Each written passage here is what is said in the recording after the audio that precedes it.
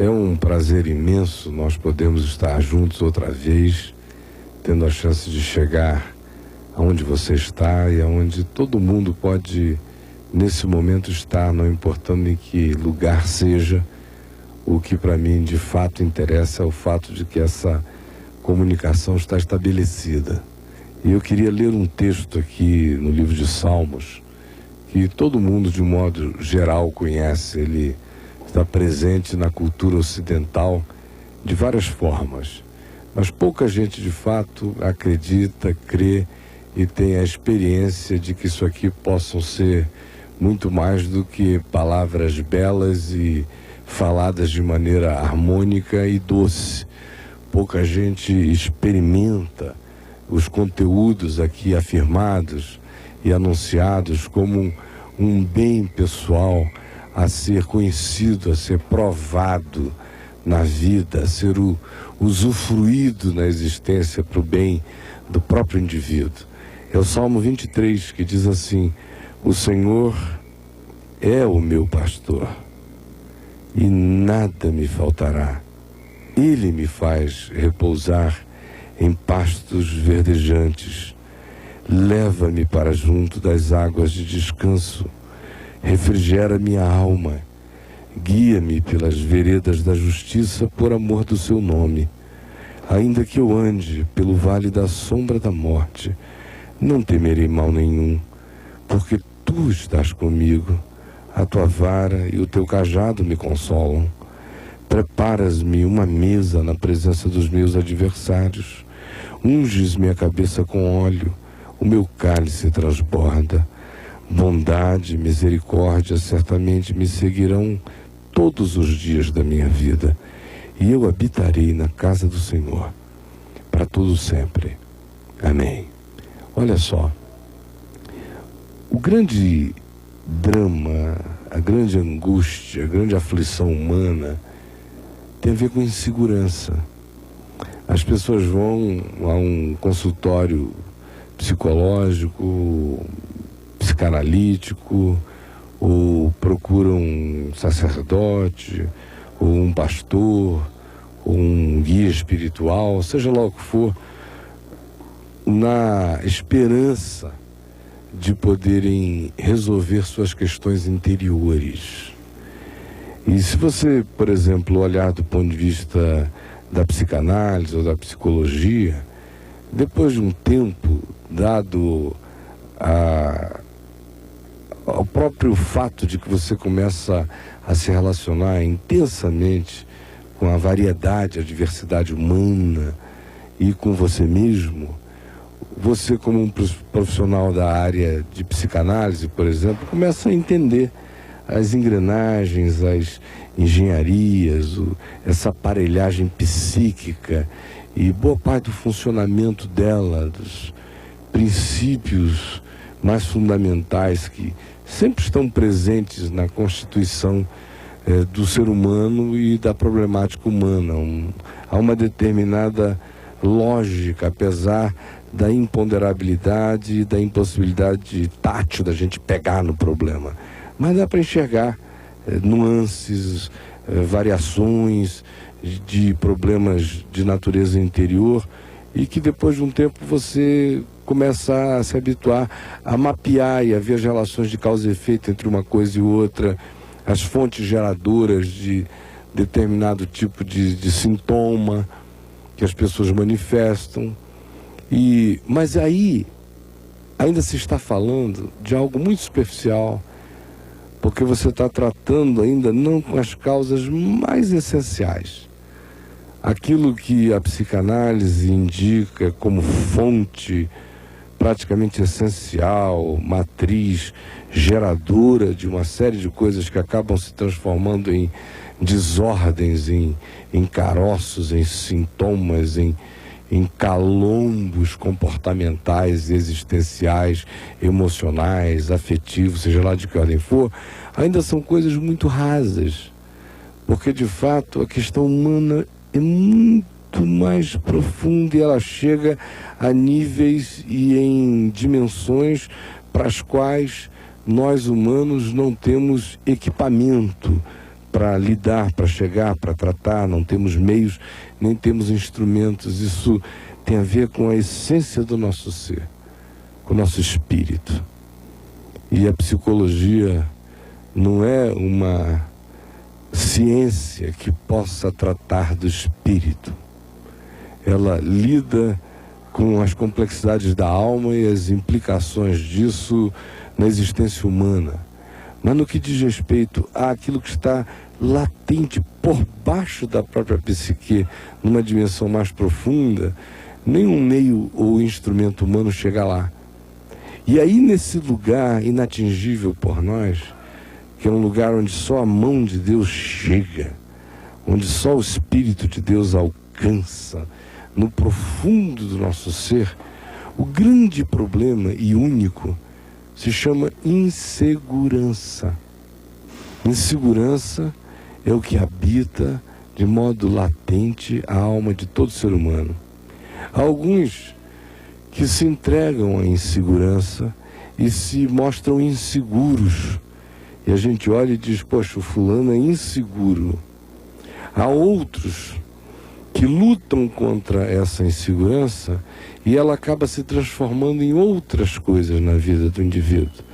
Muitas vezes o indivíduo extremamente inseguro se manifesta arrogante.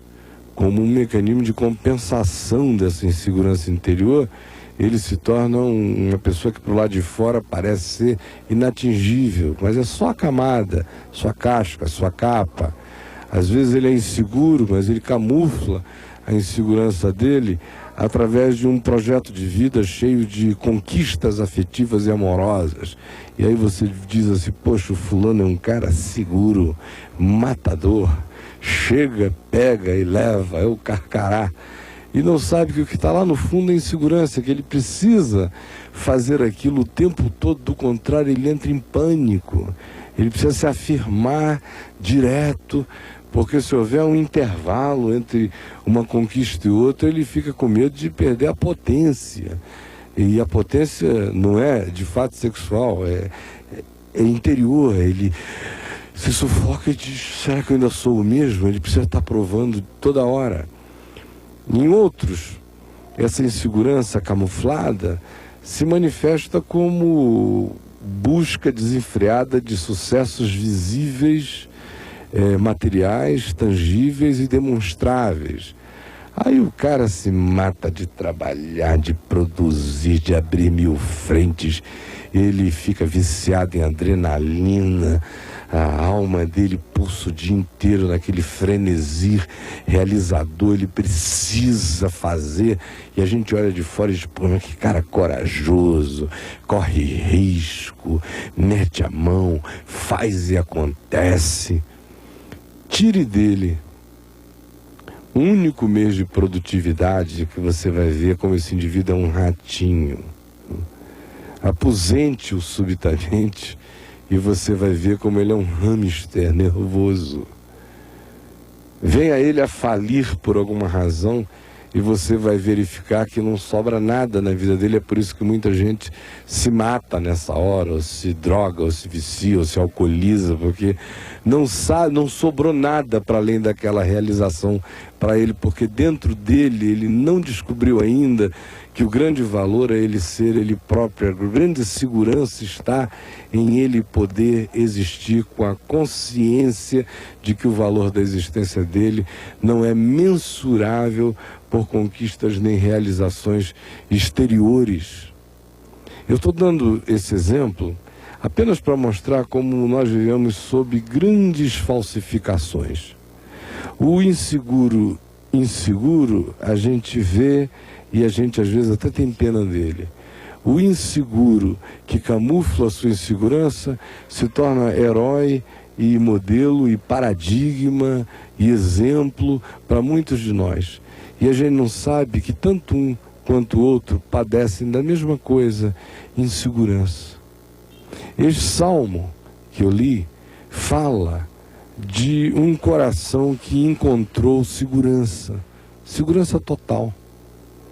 E ele começa dizendo, olha, o Senhor é o meu pastor, nada me faltará. E aí a gente pensa que, uma vez sendo dito isto, a vida desse cara está resolvida para sempre. Ele não cansa, ele não se angustia, ele não se aflige, ele não foge, ele não entra em depressão, ele vence todas as pessoas, ele não tem inimigos, ele caminha uma vida absolutamente intocável. E não é nada disso. Quem pensa que é assim e pensa que ser de Deus gera isto, está enganado. E quem quer que diga a você que em você, assumindo em fé que você é de Deus, todas as demais coisas estarão afastadas, como maldade e dificuldade na sua vida, está lhe enganando. É trabalho de charlatão, de estelionatário, de falsificador da realidade. Porque o que o Salmo ensina não é isto. O Salmo diz que quando Deus é o pastor, o Senhor é aquele que a gente sabe que cuida da gente, nós nos sentimos pertencendo a Ele, objeto do cuidado dEle, do amor dEle, da providência dEle, do carinho dEle, e descansamos e confiamos nisso. Então nada mais falta, não mais porque a gente não tenha ou deixe de ter a possibilidade de deixar de possuir alguma coisa. Nada nos falta, não porque tudo esteja presente. Nada nos faltará, não porque nós possuamos tudo. Ao contrário, nada nos faltará, porque quando o Senhor é o nosso pastor, tudo deixa de ter essa importância que tudo tem para as pessoas. As coisas são só as coisas. E aí elas não determinam mais o significado da sua existência. Elas não são mais as que emprestam valor a você. Você não se mede mais como pessoa pela quantidade de amigos que tem ou deixou de ter. Você não se mede mais pelas pessoas na vida pela possibilidade de que tudo em volta de você esteja absolutamente harmônico. Se estiver, você está ótimo. Se não estiver, você está mal. Você não se avalia mais na vida em razão de farturas ou circunstâncias favoráveis, sejam elas quais forem, para poder dizer: o Senhor é o meu pastor e nada me faltará. Ao contrário, às vezes nada disso está presente, mas nada disso faz falta quando o Senhor é o pastor. E o oposto disso é que às vezes tem-se isso tudo, mas quando Deus não é o pastor do ser da gente, você tem isso tudo e sente falta de todas as coisas. O que de fato preenche a vida não é o ter, e o que esvazia a vida não é o não ter. O que preenche a vida é o ser. E quando você não é, você pode ter tudo o que quiser, porque mesmo tendo tudo, tudo lhe faltará. Agora, quando você é pastoreado pelos céus e a sua vida encontrou confiança, segurança, descanso em Deus, nesse dia, ainda que tudo lhe falta, nada lhe fará falta, porque o Senhor é o seu pastor, a sua porção, a sua herança, a sua riqueza, o arrimo da sua sorte, a sua cidadela, o seu alto refúgio, a sua sombra, a asa que acolhe você. Ele é o seu ninho, ele é o seu pouso, ele é o seu conforto, ele é a sua esperança, ele é a sua certeza inamovível, ele é o invisível a quem você enxerga pela fé. Quando ele é o seu pastor, aí então, ainda que os montes se abalem e os mares tumultuem e espumejem, e os tsunamis venham, e os ventos batam uivantes contra a existência da gente, e o amigo íntimo levante contra nós o calcanhar e nos traia, e o pai e a mãe venham a nos desamparar, e os filhos não nos reconheçam, e os amigos nos voltem para lá a face e nos ignorem, ainda assim você caminha firme, porque o Senhor é o seu pastor. E ainda que sentindo as dores das ausências, nada lhe faltará, porque você é habitado por uma presença absoluta, por uma certeza inamovível, por uma confiança sólida no ser. É isto que faz toda a diferença. O Salmo não promete isenção de dificuldades. O Salmo não promete farturas materiais. Aliás, se esse Salmo foi escrito por Davi na idade que se supõe que ele o escreveu, ou seja, na mais tenra idade, na juventude, ele não só experimentava naquele tempo todas as contingências da relatividade da vida e das dificuldades e privações, como passou as décadas seguintes como um fugitivo, andarilho, hebreu, de caverna em caverna, de vale em vale, de fenda em fenda, de Quênia em Quênia, fugindo do rei Saul durante muito tempo. Ou seja, faltava tudo, só não faltava nada. Porque o Senhor é o meu pastor, nada me faltará. Mas do ponto de vista das coisas práticas da vida, o Senhor é o seu pastor, mas você cansa. É por isso que ele diz, ele me faz repousar. O Senhor é o seu pastor, mas você tem dúvidas. Por isso é que ele diz que ele guia você por veredas de justiça, veredas retas, veredas boas, veredas seguras. O Senhor é o seu pastor, mas você precisa encontrar descanso. Não é porque você não canse mais na vida, você vai cansar muito. Mas você vai encontrar um descanso no cansaço. E ainda que às vezes você esteja extenuado e até para o lado de fora dizendo eu não aguento mais, mas do lado de dentro você mesmo sabe que não existe fim da linha quando o Senhor é o pastor da gente. A gente suporta porque existe uma fortaleza que nos fortalece. Quando o Senhor é o pastor, isso não significa que você só ande em dias claros. Há dias maus, há dias de sombra da morte, há sustos, há fraquezas, há dificuldades, há privações, há enfermidades, há tudo isso. Mas você não vai temer mal algum, porque nenhuma dessas coisas tem o poder de fazer mal quando o Senhor é o pastor da gente.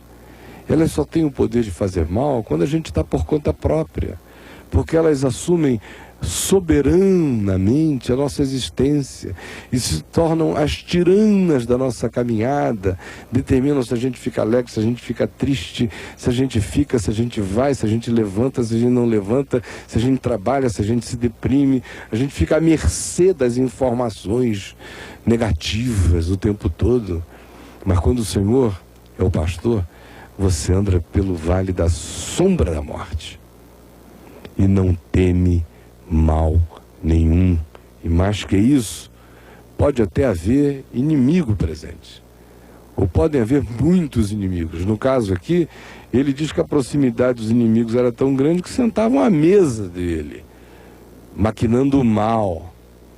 Então o fato de você ser pastoreado por Deus não o priva dos conflitos desse tempo, dessa vida, da presente ordem de coisas, de modo algum.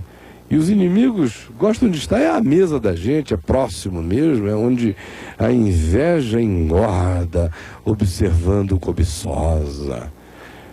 Ou seja, ninguém é poupado desse tipo de coisa, porque Deus é o nosso pastor. A diferença é o que diz o Salmo, é que enquanto os outros estão conspirando, o seu cálice está transbordando.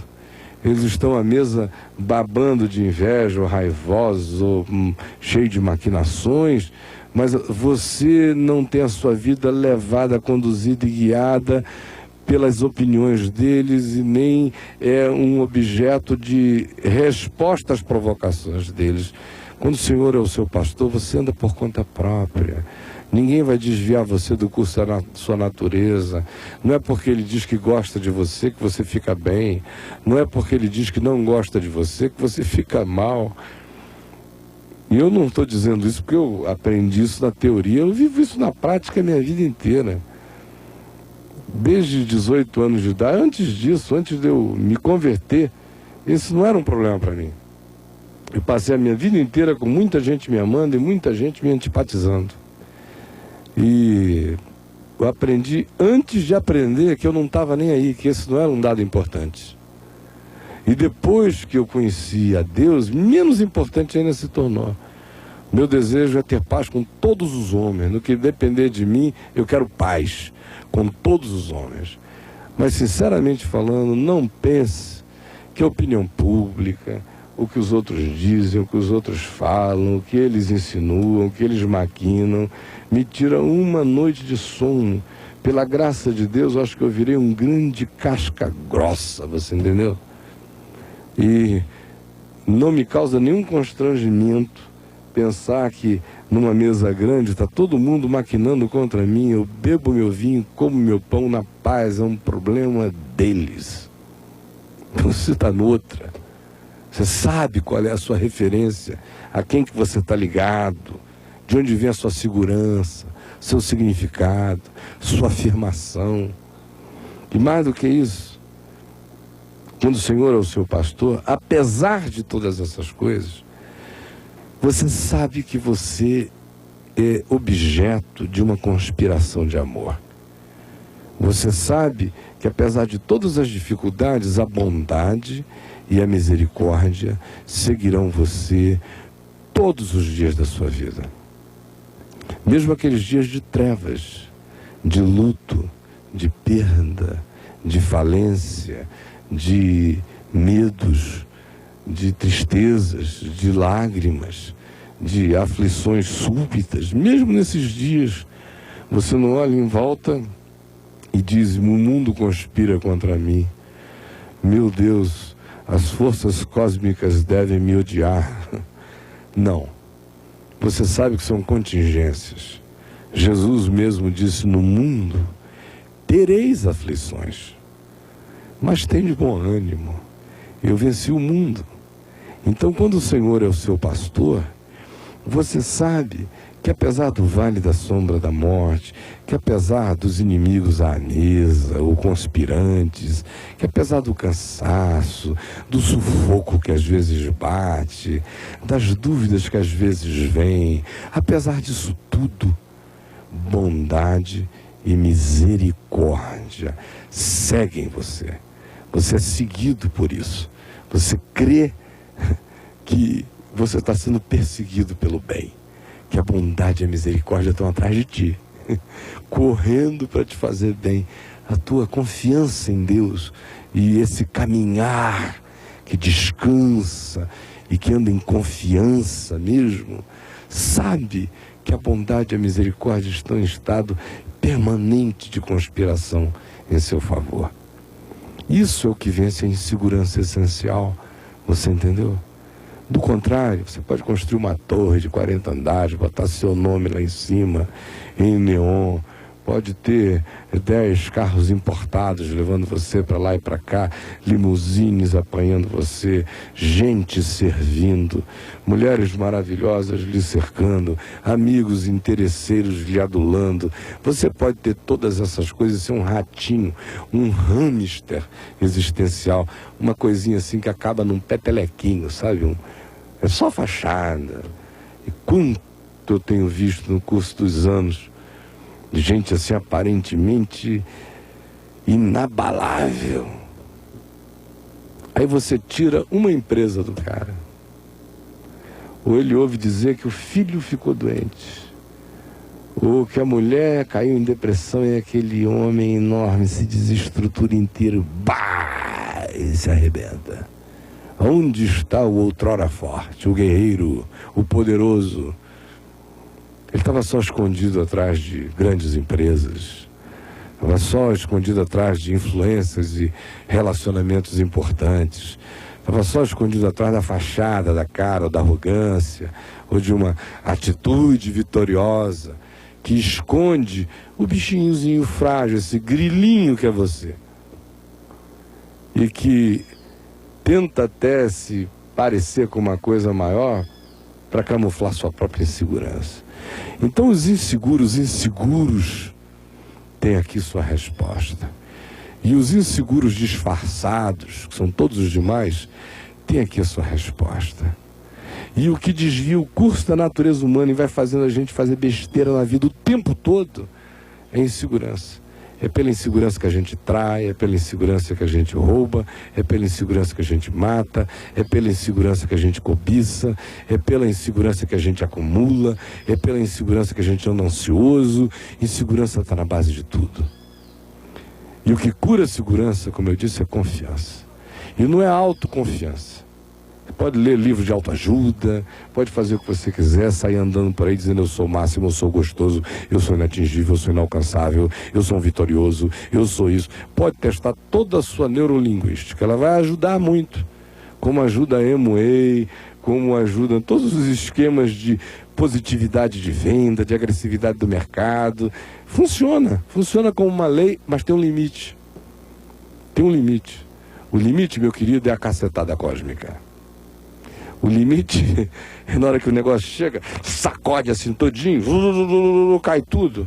Aí você tem que ficar só, e aí nessa hora você vai ver se é ou não é. E não há bom e nem há remédio, nem há autoconfiança para esse momento. A única confiança que sara e cura a gente da insegurança é essa confiança que diz: o Senhor é o meu pastor e nada me faltará. Confia nele, se entrega. Sabe que se tem, tem porque ele deu. Se não tem, não tem porque ele tirou. Nenhuma dessas coisas vão determinar o curso da sua caminhada. Você está num nível superior a isso. A vida do homem não consiste na abundância de bens que ele possui, nem no seu vestuário, nem no seu poder de empreender do lado de fora. A vida do homem é feita de paz e de confiança. Onde não há paz e não há confiança, aí existe apenas, na melhor das hipóteses, um arrogante enganado por um tempo, até o dia em que a canelada dele vai chegar e ele vai ver que todos os seus aparatos não lhe servem para proteger, guarnecer e apaziguar a alma. Era isso que eu queria dizer a você e fazer um convite para você estar com a gente no La Salle. O endereço está passando aí, e trazer um amigo. E às vezes é no La Salle, às vezes é em outro lugar, mas o endereço sempre está passando aí, aos domingos.